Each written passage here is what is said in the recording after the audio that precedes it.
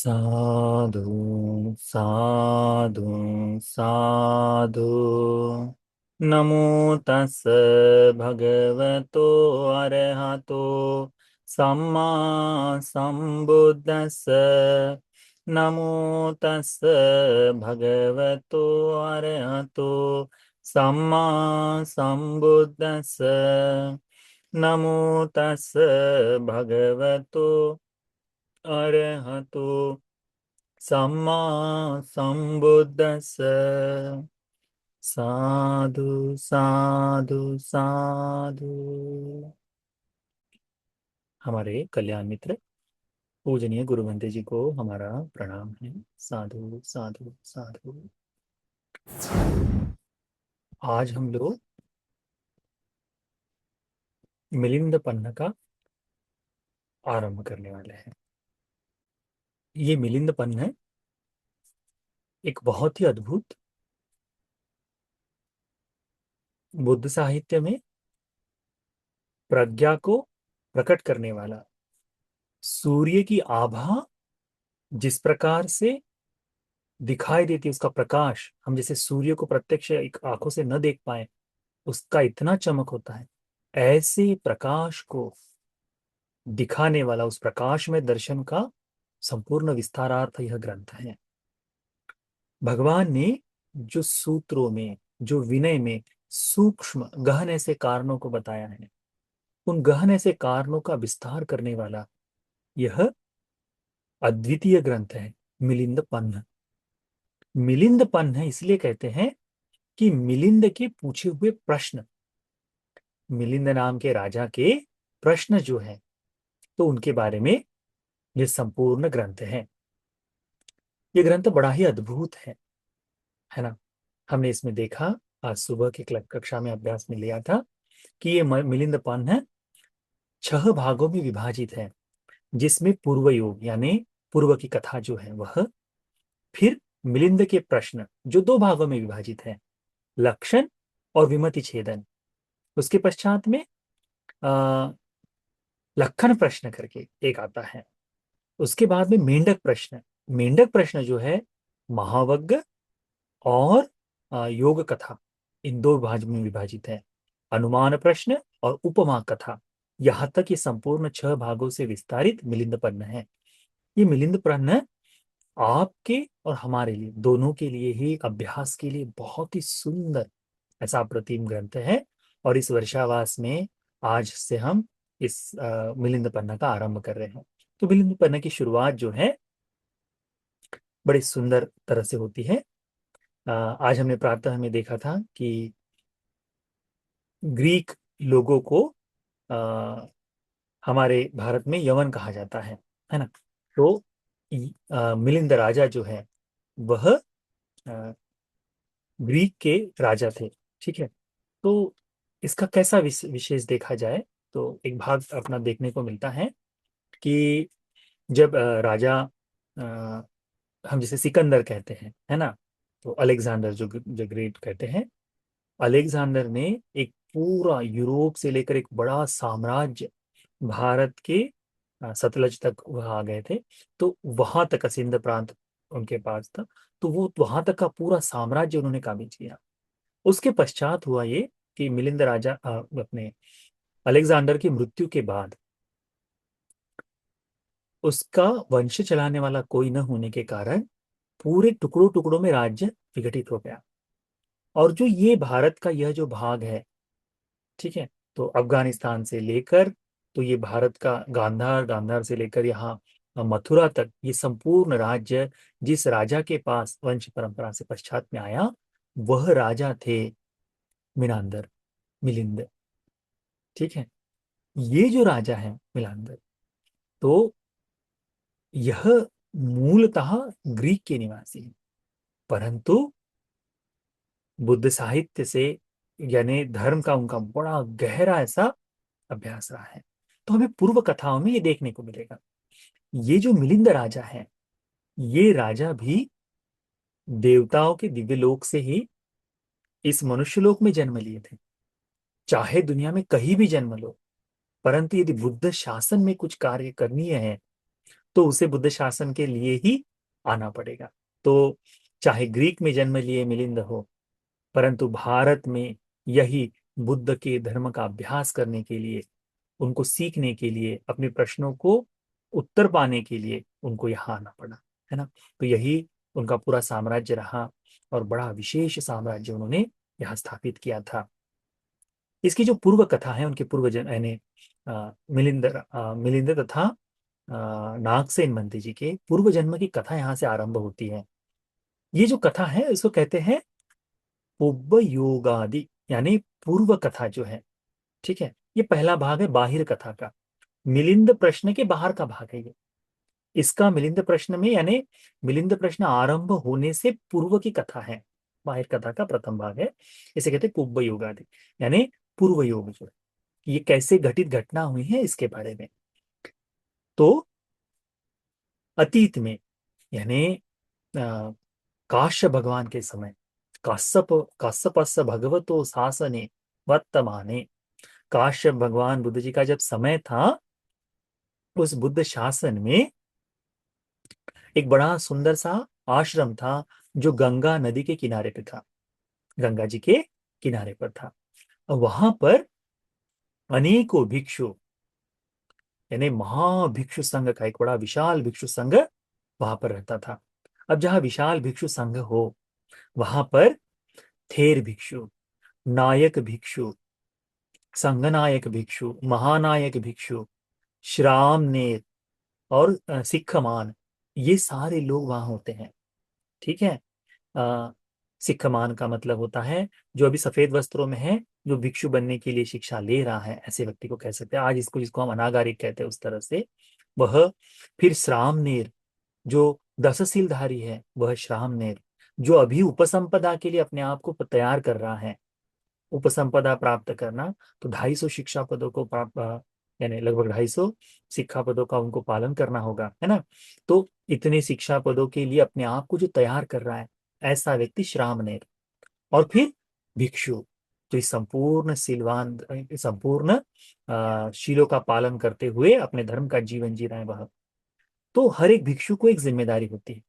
कुछ भिक्षुओं को श्रामनेरों की पढ़ाई का कार्य दिया जाता है, कि इन इन श्रामनेरों पर तुम नजर रखोगे, इनको तुम सिखाओगे इनके अनुशासन में, क्योंकि सभी भिक्षु लोग सभी पर ध्यान दे संभव नहीं हो पाता, है ना। तो विशेषता, तो नायक भिक्षु उनको कहते हैं। ठीक है, वह इस संपूर्ण भिक्षुओं में नायकत्व, यानी प्रधानता लेकर चलते हैं। जैसे 10 भिक्षु हो, उसमें एक भिक्षु है जो बात करेगा, एक भिक्षु है जो सारी जिम्मेदारियों का वहन करता है। तो एक तो उसे संघोपस्तायक भिक्षु कहते हैं, या फिर नायक भिक्षु वहां पर। तो वैसे ही एक नायक भिक्षु ये थे।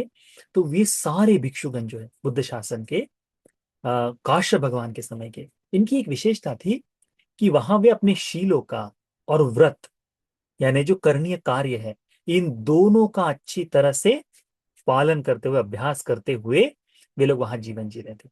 अब व्रत व्रत क्या होते हैं? भिक्षुओं के व्रत इस तरह से होते हैं। चैत्य, चैत्यों की देखभाल, उनके पास झाड़ू आदि लगाना, वह व्रत होता है। बोधि वृक्ष की सेवा, बोधि वृक्ष के झाड़ू लगाना, वो बोधि वृक्ष का व्रत। विहार का व्रत, विहार में झाड़ू आदि लगाने का कार्य वह करता है। ठीक है, परंतु कब? जब वह विहार भिक्षु संघ का हो। अन्यथा यदि ये बात आप उपासक सुन रहे हैं तो शायद ऐसा हो सकता है, भंते जी ने तो मिलिंद प्रश्न में बताया था कि भंते जी ने झाड़ू पोछा करना चाहिए, हमें विहार के लिए चौकीदार तो चाहिए ही है, तो झाड़ू पोछा करने वाला भी मिल गया करके। इस तरह का मन में भाव न रखना कभी। ठीक है।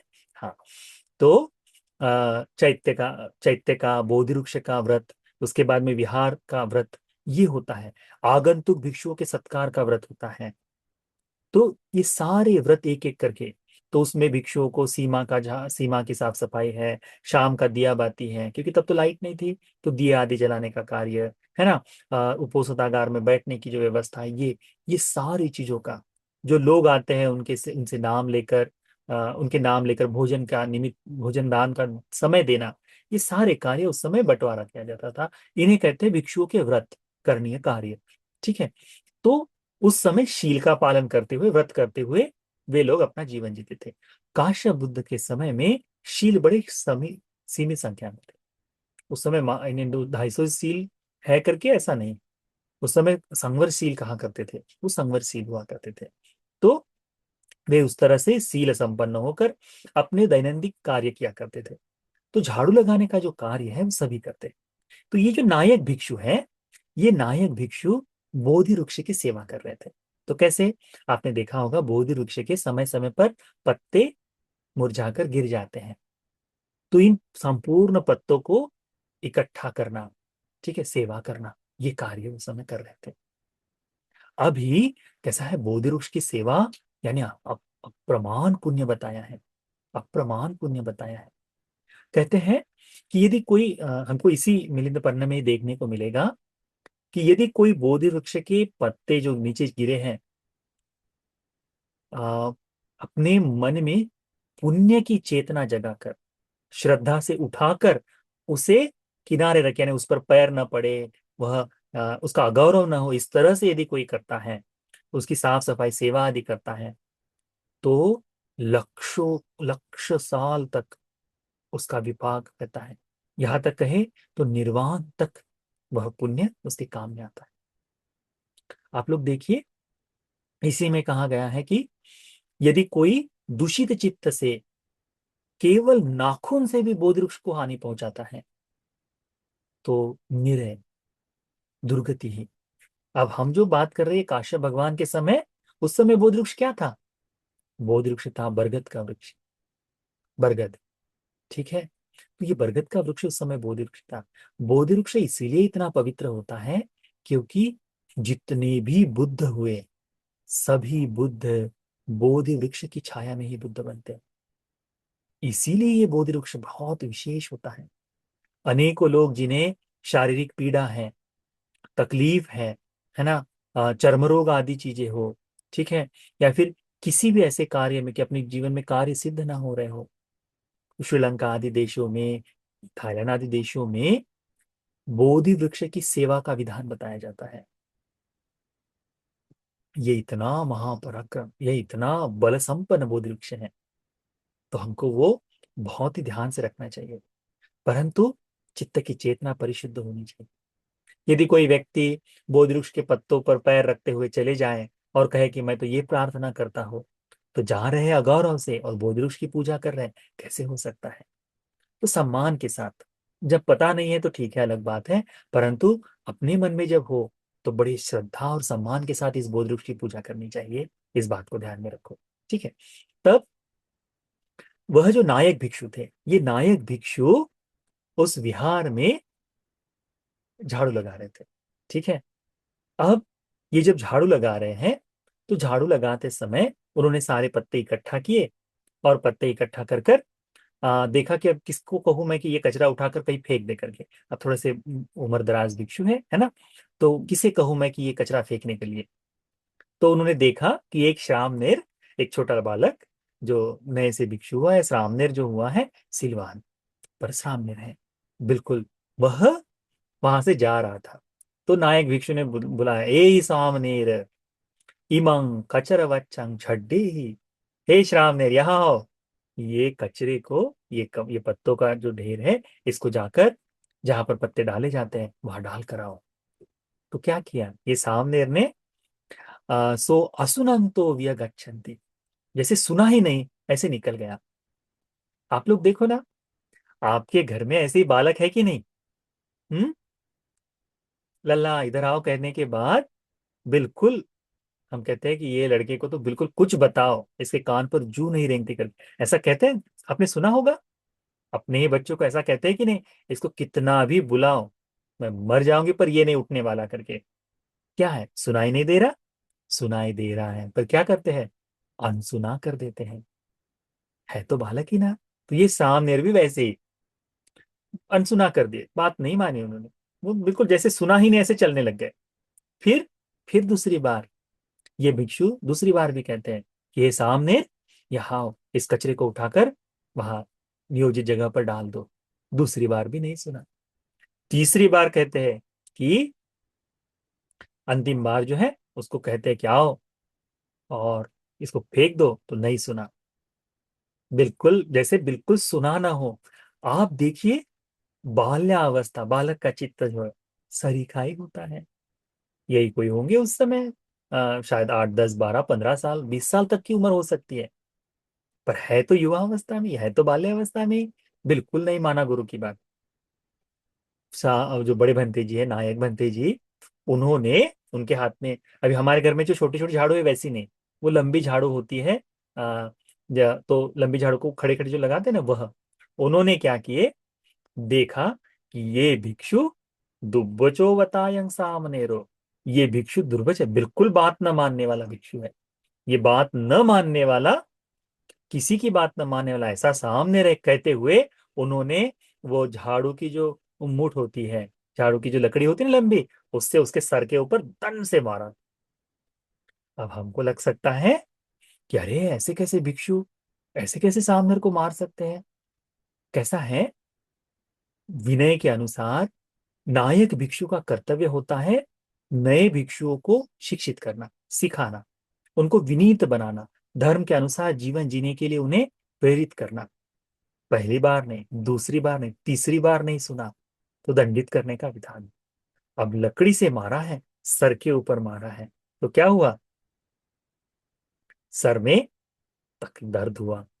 अब छोटा है, रोना शुरू कर दिया, रोदन तो रोना शुरू कर दिया, रोते हुए फिर लाठी पड़ेगी करके, भय के कारण, भय न कचवर कचवरंग छड्डेन तो, उसने रोते हुए डर के मारे वो कचरा उठाया और जाकर जहां फेंकना है वहां फेंका। अब वह जब ये कचरा उठाकर, अब पूरी टोकरी होगी, टोकरी में कचरा उठाकर जा रहा है और जहां उसको जगह, नियोजित जगह है, वहां उसने फेंकना है। अब वहां फेंकते हुए उसके मन में ये बड़ा संकल्प जागा। क्या संकल्प जागा, कि ये जो कचरा फेंकने का पुण्य है, साफ सफाई बोधरुष की हुई ना, तो ये जो कचरा फेंकने का पुण्य है, इस पुण्य कर्म के विपाक से न, कचवर छड्डन पुण्य कामेन, कचरा फेंकने के इस पुण्य कर्म से, यावाहं निब्बानं पापुनामि, जब तक मैं निर्वाण प्राप्त न करूं, तब तक एतंतरे निब्बत्त निब्बत्त ठाने मज्जिम मज्जन्निक सूर्यो विय महेशको महातेजो भवेय। क्या कहा, कि जहां जहां तक, यानी जब तक मैं निर्वाण को प्राप्त न करूं, तो क्या होना चाहिए, इस मध्याह्न का सूर्य, मध्याह्न का सूर्य, दोपहर का 12 का सूर्य कैसे बिल्कुल चमकता है ना, इस मध्याह्न के सूर्य की तरह महा तेजस्वी, महाशाक्य, यानी भवभोग संपन्न महा तेजस्वी बनूं करके उन्होंने पहली प्रार्थना की। किसने, श्रामणेर ने। पहली प्रार्थना क्या है, कि इस कचरे को फेंकने के पुण्य से निर्वाण की प्राप्ति तक मैं महातेजस्वी, महाभोग संपन्न, यानी सारे ही, यानी जितने भी धन आदि संपत्ति हो, तो महाशाक्य का मतलब होता है, तो जिस जिस धर्म में हो, जहां है भिक्षु जीवन में है, तो महाशाक्य ने उसके सारे ही आढ़ भाव को प्राप्त किया हुआ, महा तेजस्वी बनकर पहला मैं बनूं करके, ये पहली उनकी याचना थी। फिर अब कचरा फेंक दिया और अभी गंगा जी में नहाने जा रहे हैं। ठीक है, अब जब नहाने गए तो गंगा जी को देखकर, वहां जाकर उन्होंने गंगा जी में, अब अभी तो गंगा जी, हम देखते हैं तो बड़ी बड़ी लहरें भी गंगा जी में उठती, बड़े बड़े जहाज चलते हैं गंगा जी में, है ना।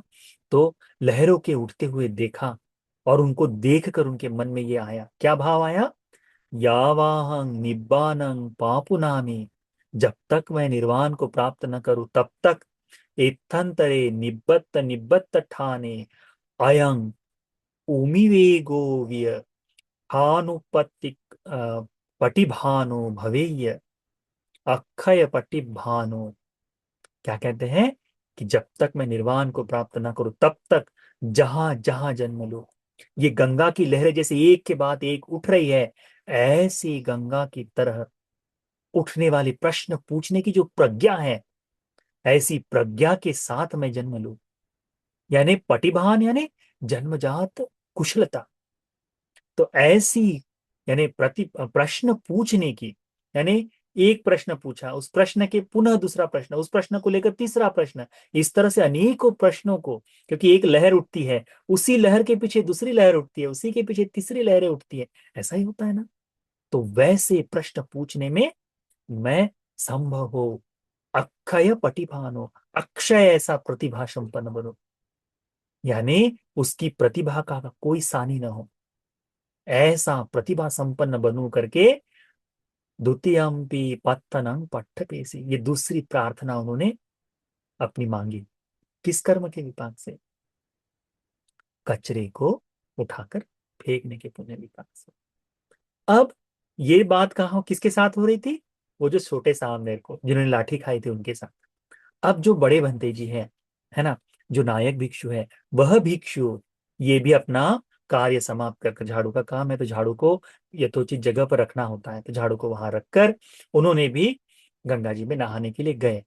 गंगा जी में नहाने के लिए जाते समय उन्होंने सामनेर की ये दोनों बातें को सुना, सामनेर की ये दोनों बातों को सुना, और सुनकर उनके मन में ये विचार आया, एस मया पयोजितोऽपि तावयत्तपत्येति मयं किं न समिज्जिस्सति इति चिंतित्वा। क्या होता है कि ये जो श्रामदेव ने जो प्रार्थना की है, किससे प्रेरित होकर की है? मेरे से प्रेरित होकर की। मैंने उसे मारा इसलिए कचरा फेंका, और कचरा फेंकने के पुण्य से उसने ये प्रार्थना की है। तो यदि इस कर्म से वह इसकी प्रार्थना कर सकता है, तो मुझे ऐसा क्या विपाक मिल पाएगा? इसका उन्होंने चिंतन किया, और फिर उन्होंने कहा, यावाहं निब्बानं पापुनामि, जब तक मैं निर्वाण को प्राप्त न हो तब तक इस गंगा जी में जैसी लहरें एक के बाद एक उठती है, और वे सारी लहरें गंगा जी के तट के पास आकर समाप्त हो जाती हैं, यानी तट इन लहरों को रोके रखता है, वैसे इस श्राम नेर के पूछे हुए हर एक प्रश्नों का उत्तर मेरे पास होना चाहिए। हर एक पूछे हुए हर एक प्रश्नों को, यानी पुच्छित पुच्छितं सब्बं पඤ्ඤं पटिभानं विजटेतुं निब्बेठेतुं समर्थो भवेयति। उनके पूछे हुए प्रश्नों का हर एक उत्तर मैं दूं, जो जो प्रश्न पूरे, उन सारी जितनी जटाएं हैं उन सारी जटाओं को खोल दो, सही मार्ग पर सही जगह पर उनको बिठाओ। ये उसकी प्रार्थना। इसको पाने के लिए जैसे मध्याह्न का सूर्य तेजस्वी होता है, ऐसा तेजस्वी जीवन में प्राप्त करो। ये किसने? गुरु भिक्षु ने, जो नायक बनते थे, नायक भिक्षु ने ये प्रार्थना की। कितना सुंदर है, कितना सुंदर है। एक कर्म को लेकर दोनों लोगों की प्रार्थनाएं कितनी सुंदर। अब देखो, यदि ऐसा कहा जाए तो हम भिक्षुओं से प्रेरित होकर यदि कोई पुण्य कर्म करता है तो उसका विपाक तो हमें भी मिलना चाहिए ना। हाँ, यदि चाहे तो। परंतु एक बात को ध्यान में रखो, ये जो प्रार्थनाएं हैं किसी के करने से ऐसी ही सिद्ध हो जाए ऐसा नहीं है।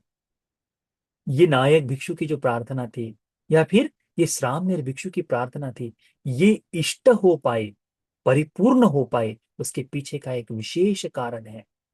परिशुद्ध शील, परिशुद्ध ब्रह्मचर्य, परिशुद्ध धर्म की साधना।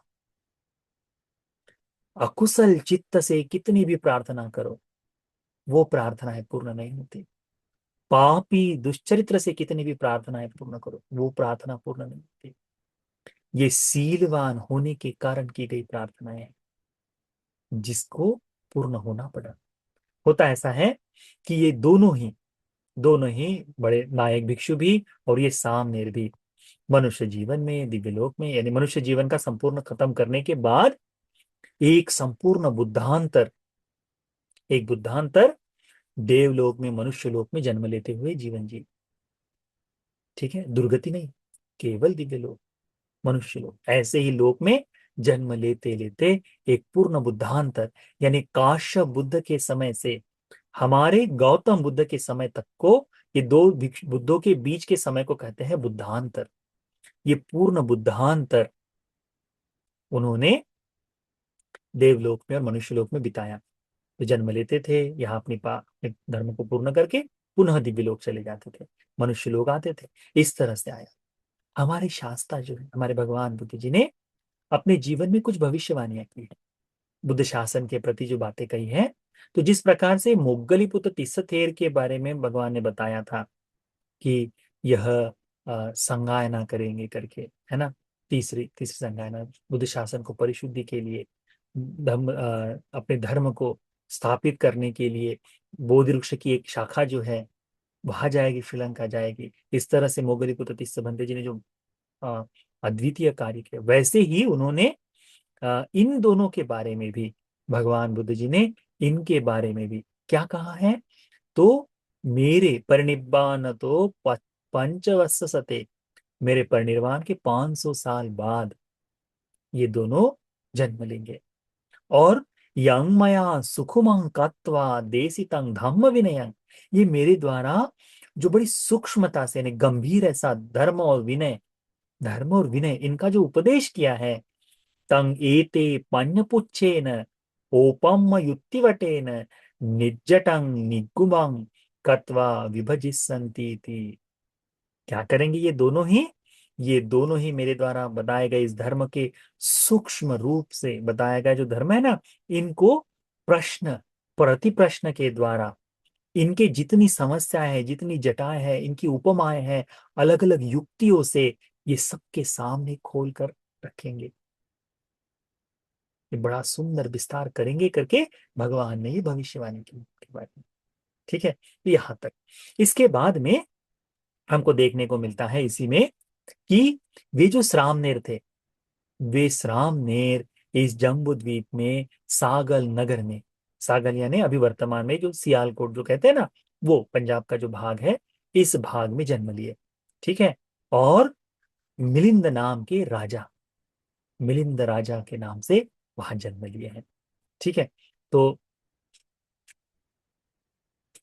और वो राजा किस तरह से है, तो पंडितो व्यक्तो मेधावी पटिबलो, पंडित है, व्यक्त है, निपुण है, चतुर है, प्रज्ञा से बल संपन्न है ना, इस तरह से शूर है।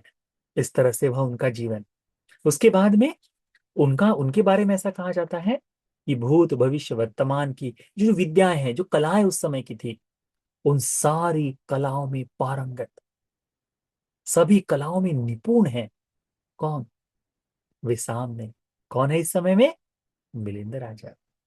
ये मिलिंद राजा, उनके बारे में कहा जाता है कि अ, उन्होंने जितने भी उस समय की जितनी भी विद्याएं हैं, उन सभी विद्याओं को, शस्त्र विद्याओं आदि को अच्छी तरह से सीखा है। बहुनी चस सत्तानि उग्गहितानि होंती, बहुत सारे शास्त्रों का उन्होंने अच्छी तरह से अभ्यास किया है। तो उसमें लगभग लगभग 19 प्रकार की विद्याओं का विस्तार विस्तार आता है। ठीक है। उसे कहते हैं, सेयति दंग करके कहा है, उसे कहते हैं सुति, यानी श्रुति से जो आई है, सम्मुति, है ना, तो स्मृति से जो है, श्रुति और स्मृति, श्रुति और स्मृति के बारे में कहा जाता है कि जो गुरुओं के द्वारा उपदेश दिया गया वह, और स्मृति से रख कर लेकर आया गया, ये दोनों तरह का उपदेश उसमें आता है, श्रुति और स्मृति। ठीक है। तो उसे कहते हैं उसका उन्होंने अच्छा अभ्यास किया था। संख्या, साख्य दर्शन का जो योग, उसका योगा, ये जो योगा आदि चीजें जो है ना, वो शास्त्र में, तो उसका उन्होंने अच्छा सा अभ्यास किया था। नीति, नीति यानी न्याय शास्त्र जो है, क्योंकि राजा है तो न्याय शास्त्र का अभ्यास। ऐसा नहीं कि राजा है मेरे मन में जो आएगा वो कर दूंगा, नहीं। उस समय के राजा क्योंकि पंडित हैं, विद्वान हैं, तो न्याय संगत राज्य करने के लिए जो पूर्व राजाओं की बनी हुई आ, नीति है, उन नीतियों का अच्छा अभ्यास होना राजा को बड़ा आवश्यक होता है। तो वैसे न्याय शास्त्र में वो पारंगत थे। उसके बाद में विशेषिका, ये जो बाकी जो विशेषता यानी वैश्विक धर्म जिसे कह सकते हैं, इन सारी चीजों से वह विशिष्ट चीजें जो आती है ना वैश्विक धर्मों में, उन धर्मों से भी परिपूर्ण थे। गणिका, गणिका का मतलब होता है गणन शास्त्र। हम जो देखते हैं ना, 1 2 3 4 की संख्या है, तो उसका, यदि राजा को संख्या आती ना हो तो क्या होता है, लोग धन चुरा सकते हैं। तो राजा उसमें भी होना चाहिए, निपुण होना चाहिए, है ना। तो गणित की विद्या में अच्छी तरह से पारंगत था। गंधर्व, अब गणित है और यदि संगीत में जाने तो राजा संगीत में भी पारंगत। जो संगीत में जितने वाद्य हैं, है ना, तो जितने जो बजाने वाले इंस्ट्रूमेंट है वह आदि, इनके बारे में भी वह अच्छे से जानता था। उसके बाद में आ, चिकित्सा, चिकित्सा यानी वैद्य, औषध इलाज के लिए वो भी जानने वाला था। देखिए ना, ये हमने महामंगल सूत्र का अभ्यास किया। महामंगल महामंगल सूत्र में बाहु सच्चंच सिप्पंच का है। बाहु सच्चंच सिप्पंच, ये राजा में क्या दिखाई दे रहा है हमें? अनेकों शिल्प शास्त्रों को जानने वाला। ऐसी कौन सी विद्या है जो नहीं जानते हो? सारी चीजें। फिर उसमें कहा गया है कि आगे धनुर्वेदा, धनुर्विद्या को उसमें पारंगत है। पुराणा, धनुर्विद्या है जो उसके बाद में पुराण जो है, यानी उस समय जो पुराणों की संख्या, यानी इतिहास के बारे में जो लिख कर आया करता था। अभी तो पुराणों का अर्थ बड़ा अद्भुत हो गया है, बड़ा अलग सा हो गया है, परंतु पुराण उस समय जो हुआ करते थे वह, उनका अच्छे से अभ्यास किया है उन्होंने। उसके बाद में इतिहासा, इतिहास का अध्ययन किया है। ज्योतिषा, ज्योतिष शास्त्र के बारे में भी जानते थे वह। माया, माया यानी तंत्र विद्या, ठीक है। केतु, केतु जो है तर्कशास्त्र जो है, इनको भी अच्छे से, नहीं, मंत्र, माया यानी मंत्र विद्या जो है वह, केतु यानी तर्कशास्त्र, मंतना यानी मंत्र, तंत्र मंत्र जो है वह मंत्र तंत्र की विद्या वह। उसके बाद में नीति, नीति जो है यानी इसमें का नहीं, युद्ध, मंतना के बाद में युद्ध, युद्ध यानी युद्ध कलाएं, तो तलवारबाजी, घुड़सवारी आदि सारी चीजों में वो पारंगत थे। छंद सा, छंद यानी संस्कृत की जो पद होते हैं, उस छंद में भी वो पारंगत थे। है राजा कहाँ के? ग्रीक से, ग्रीक का जन्म है। परंतु यहाँ जो छंद, वहां ग्रीक में तो छंद की विद्या नहीं थी, संस्कृत की भाषा नहीं थी, यहाँ वो संस्कृत भी जानते थे। तो छंद जो है, तो छंद में भी वो पारंगत थे। छंद उस समय कैसा होता था? काव्यात्मक रूप से बंधा हुआ होता था कि इस एक एक पंक्ति ये कही, फिर उसकी पंक्ति, फिर दूसरी पंक्ति, इस तरह से छंद का वो विधान था। तो छंद विद्या में भी पारंगत थे। और फिर सामुद्र वचनेन, सामुद्रिक विद्या, यह इसका अर्थ है अब वह राजा जो है एक बड़े विशाल भूभाग का है, उसकी सेना में समुद्र शक्ति भी तो संपन्न है। तो नौसेना आदि का भी पूर्ण विद्या में माहिर ऐसा। हम लोग देखो, आज वर्तमान में शिवाजी महाराज के साम्राज्य को बड़ा अच्छा समझते हैं, क्योंकि सिंधुदुर्ग जैसे जगह पर उन्होंने एक ऐसा किला बनाया और पूरे समुद्र तट की सुरक्षा की थी। तो उसके लिए उनको वाहवाही देते हैं ना। वो विद्या, वैसी ही विद्या ये जो राजा है मिलिंद उस समय से जानते थे, पुरातन विद्या। वो जानना बड़ा आवश्यक है, क्योंकि थल की सेना के साथ तो जंग लड़ा जा सकता है, चतुरंगनी सेना से, जल की सेना से कैसे युद्ध करेंगे? तो उसके लिए भी माहिर होना चाहिए। तो ऐसे 19 विद्याओं में वो पारंगत थे। कितना, यानी कैसा प्रभावशाली वो राजा होगा। पढ़ा लिखा राजा है, अनपढ़ नहीं है, दूसरों के सहारे चलने वाला नहीं है, खुद पटिभान रखता है। ऐसा राजा अद्वितीय, उसके जैसा दूसरा कोई नहीं, है ना। पंडितवादी, बिल्कुल व्यक्त पंडित है, अद्वितीय है। दूसरा, किसी से प्रश्न पूछे कोई, अजेय राजा है वह, अजेय राजा है ना। उस समय के जितने भी तीर्थंकर है, उस समय के जितने भी ये जो बाकी लोग हैं, उन सब में वो श्रेष्ठ समझा जाता था वो। यानी कैसा भाव होगा, सबसे श्रेष्ठ वो समझा जाता है। सकल जम्बू दीपे मिलिंदेन रन्या समो कोचि नाहोसी। इस संपूर्ण जम्बू द्वीप में मिलिंद राजा के समान कोई नहीं था। कौन सी चीजों में?